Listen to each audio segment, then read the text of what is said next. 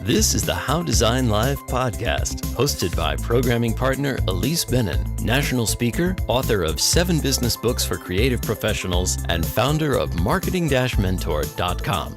Listen to her lively conversations with past and future How Design Live speakers about the business of creativity and creativity in business. Here's Ilise Benun.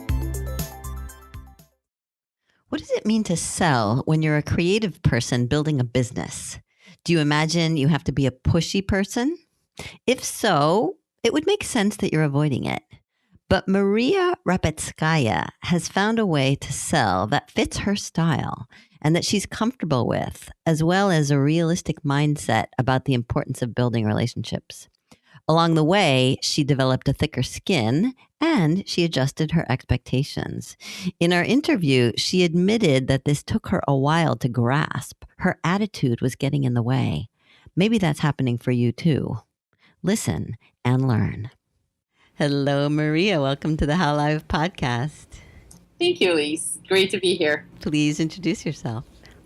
So my name is Maria Rapetskaya, and I am a creative director, a motion graphics artist, and I am also the founder and owner of a motion graphics agency called Undefined Creative, and we're based in New York, and we're quite a small business. I also do a bit of writing and mentoring. I've done a couple of articles for 99U, Fast Company, Entrepreneur in the past. And I generally just enjoy sharing my knowledge and all of the mistakes and wrong turns that I made along the way before I actually got to own and run a successful company with other people who may be interested. Excellent. And I do want to talk a little bit about some of those mistakes and what you learned. But first, tell me what your definition is of a design entrepreneur. Well, I think it's interesting because designers and just creative people in general, I think, are a bit of a different breed. And I know for myself and a lot of my friends who are creative, people tend to think of running a business as kind of this ideal creative freedom, perspective of I'm going to be my own boss and I'm going to take on the projects that I want to do. And I think in that regard, design entrepreneurs, are very different. Generally speaking, folks who went to art school don't come out knowing much about business or finance. And so while there's a lot of amazing things about design entrepreneurship, I think the one thing that really separates it from any other entrepreneurship is, this just the way that creative people tend to think. Now, on the upside of that, we are creative. And so we're a lot more likely to come up with ideas that are really out of the box, different ways of running companies, ways that may be quite different from what's even accepted at the current moment. And did you go to art school? I did. And I came out with 0 business or financial literacy. Where did you go? I went to University of the Arts in Philadelphia. Mm-hmm. And so why is it, do you think, that they don't teach that? Well, I think a lot has definitely changed in the last, almost 20 years since I've graduated. And I'm hoping that, they're teaching a bit more these days, although in my couple of forays into teaching undergraduate, I've realized that it's nowhere near as much.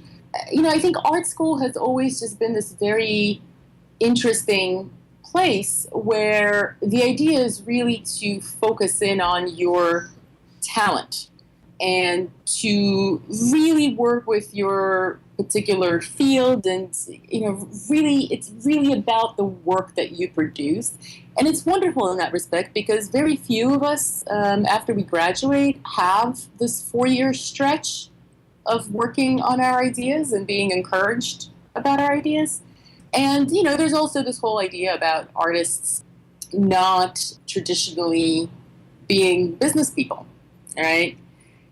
This notion of selling out, especially back in the 90s when I was in school, it was huge. And so I think art schools had this tendency to shy away from talking to students about topics like what happens if you want to start a creative business. even things like job hunts and portfolios were sort of secondary to your career as an individual artist. And do you see things having changed in the business world or in the marketplace such that the schools now realize that they do need to prepare students for either starting their own business or at least getting a job when the competition is much stiffer? Absolutely. Absolutely. I think just the amount of potential careers for commercial artists in general has grown so much. The digital art industry opened up so many doors, myself included. I don't know that I would be a successful commercial artist if I got a degree in animation in, 1975, for example. So I think they're definitely realizing that clearly education costs a good chunk more, and so it has to be justified in many different ways. But, there's really only so much that you can learn in 4 years. And I think it's also an age thing. At 18, 19, 20, 21, you kind of think that you have it all figured out, and you're super optimistic, and those are really great qualities. But, even if you were to teach some of these lessons to kids at that age, I'm not sure how well they would sink in. I think you need to sort of be out there in the real world before you say, oh, wow, this is really true. This is how things work. So that seems like a good segue to some of your mistakes and the lessons learned. Give us one of them. Well, I think the biggest lesson learned was I was one of those very gung-ho kids at the age of 26 who decided I was tired after a mere 6 years or so of working for other people. And, I think my biggest mistake was thinking that talent and ambition and sort of perseverance alone and a good work ethic would just automatically guarantee success. That there was nothing else I needed to learn. There were no other obstacles, that the fact that I had no startup funding and really no office space and no knowledge of even basic accounting, those were all things that were going to be completely secondary, and that, my business was going to take off instantaneously because I had talent. Mm-hmm. And the reality? Oh, well, as you well know, the reality is quite different. And I think the worst part of that reality, and the thing that probably hits creative people most, is that in order to run a company, you need to sell. You need to learn how to sell. You need to get over your fear of selling things, whatever discomfort you have with selling. And I think it's particularly hard for creative personalities to sort of, having to really continuously put yourself out there day after day and face a lot of rejection. People who don't call you back, projects that you think you're going to get and you didn't, and just continuously having to drum up that business. Can you be more specific about what selling actually is? Because I think people imagine it certain ways, and I think it's a lot of cliches, actually. And I wonder, in your situation, what does it look like to sell? Well, I think it took me personally a very long time to figure out what selling really meant, honestly. And I think this is where your point about cliches is very true. I had this idea, kind of don't want to offend anyone in sales, but I had this idea that sales, that's a dirty business. And I have to be pushy, and I have to be sort of self-promoting and slightly shameless, and cold calls, and just had these very vague ideas that were mostly negative. But in reality, what I learned over time is selling is going to be very different for everyone, and it's going to be very based on your personality. So for me, I am a pretty outgoing person, and so I actually enjoy going to networking events, for example, and chatting with people and meeting people. And, I've come to acknowledge that not every single contact is going to immediately turn into a sale, and that's fine. There's nothing wrong with that, because sometimes it takes years before a contact you made somewhere and kept in touch with says, hey, I've got this person and they're looking for something.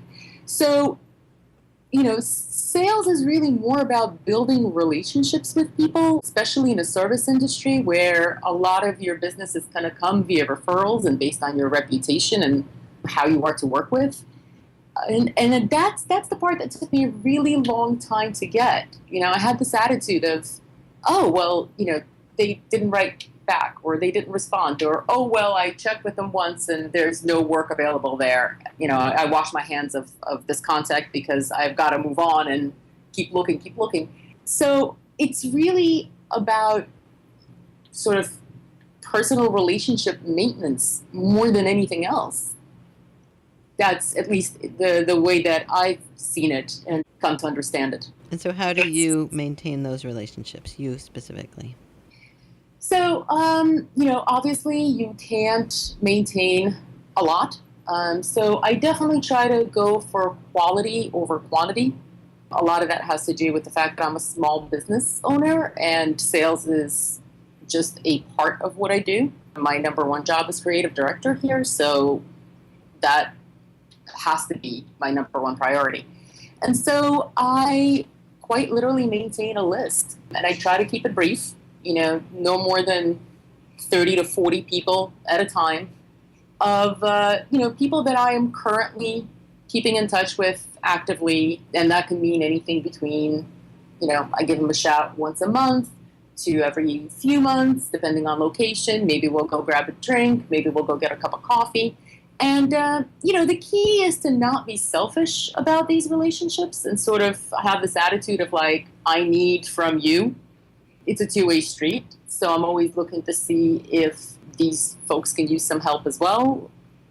No one's job is stable. There's been times where I'll go out with someone for a cup of coffee and find out that, their position just got cut. And so now they're in a situation where I may be of assistance. And so that's just kind of the way that I've approached it. Mm-hmm.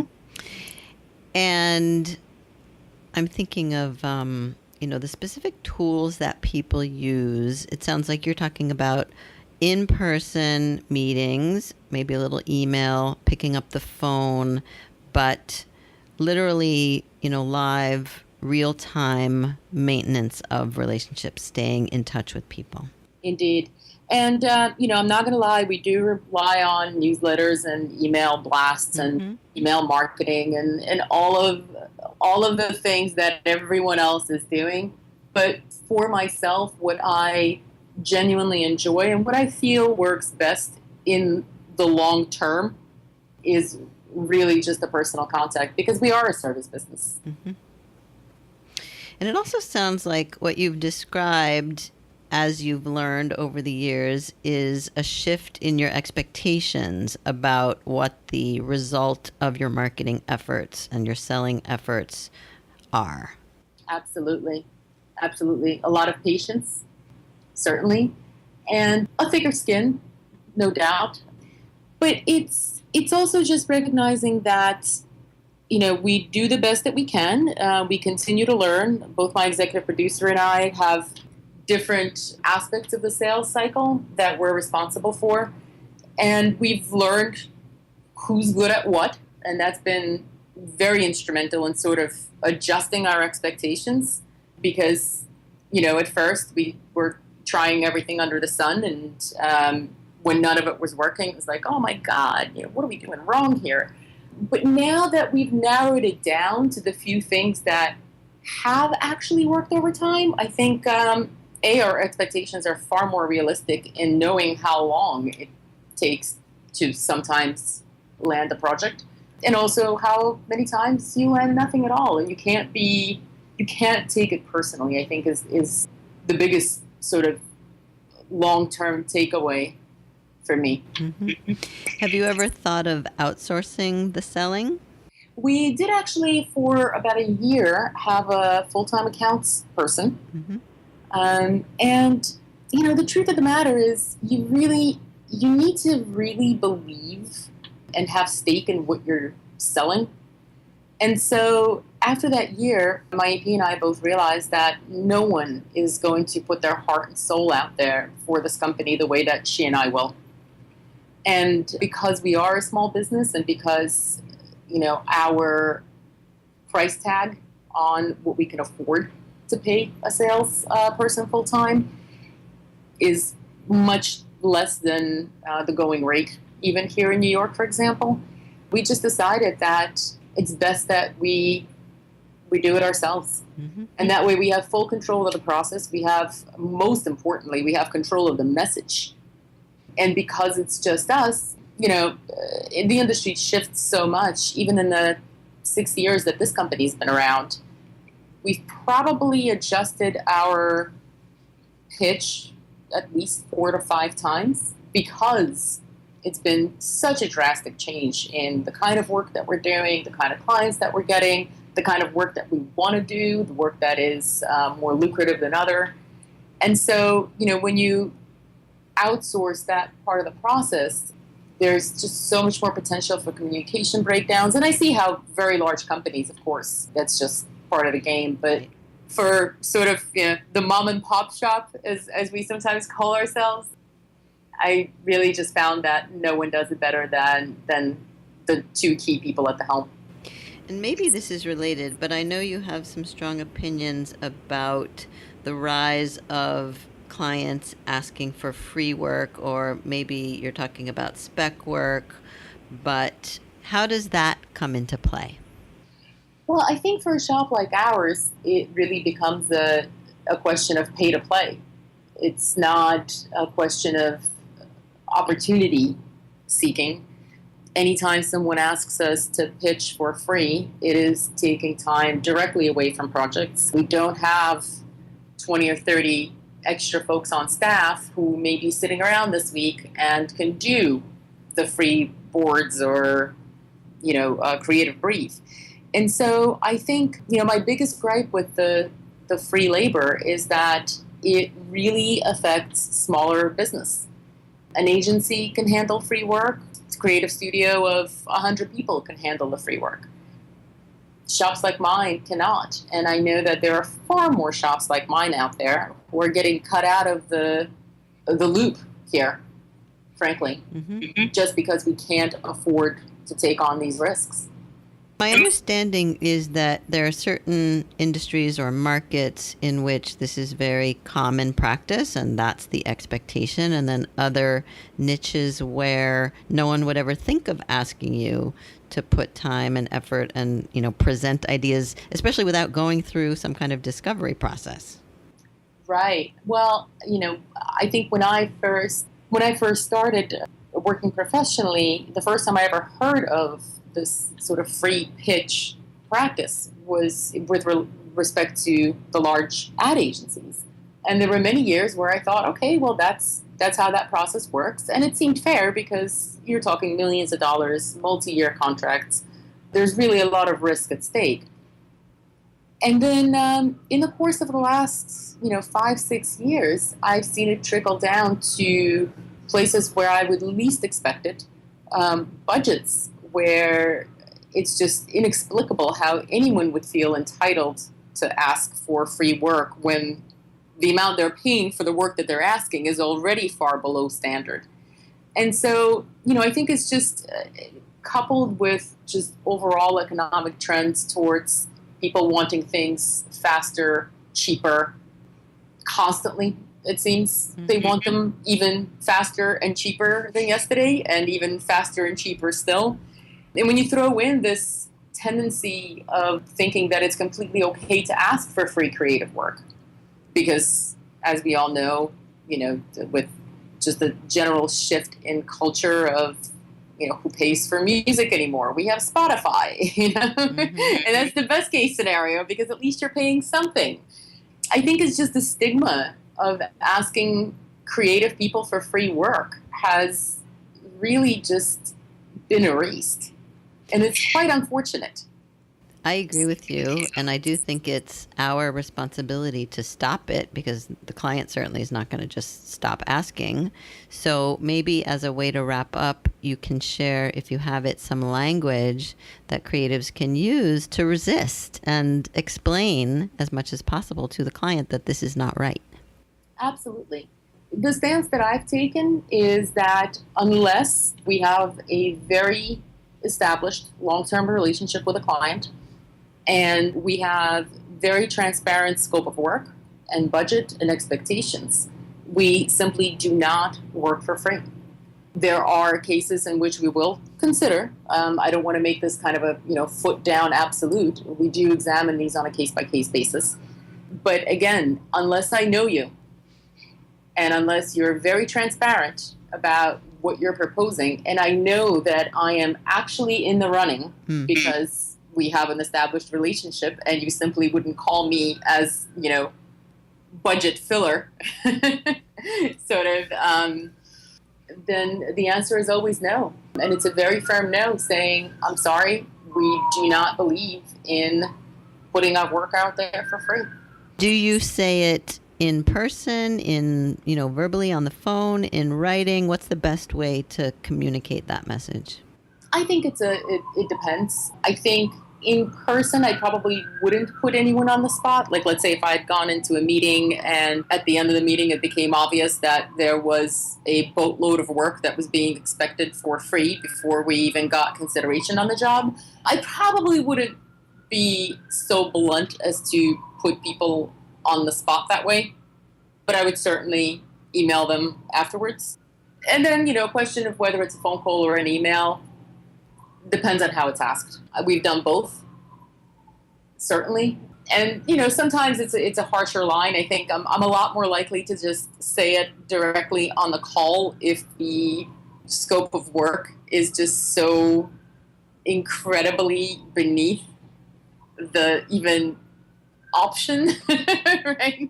Mm-hmm. of asking me for anything free to prove myself. I think it also comes down to, I think as a designer, just as a creative professional, you get to a point where you say, I've proved myself enough. Mm-hmm. This is our work. These are the folks who work with us, and they trust us. And if you feel that you can't trust us, then that's a really bad start to a relationship. Interesting. All right. This has all been very enlightening. Maria, thank you. Thank you, Ilise. And please tell the listeners where they can find more information about you. Absolutely. So my studio is undefinedcreative.com. And then on top of that, I've just recently launched a site called Define Your Path. And that's at defineyourpath.co. And that contains a collection of all of my business and creative writing, as well as an option for folks who sort of want to get a consulting session to talk to me, because I do have a very, I think, unique way of looking at creative entrepreneurship kind of situations. Thank you again, Maria. Thank you, Ilise. You've been listening to the How Design Live podcast with Ilise Benun, the programming partner for How Design Live.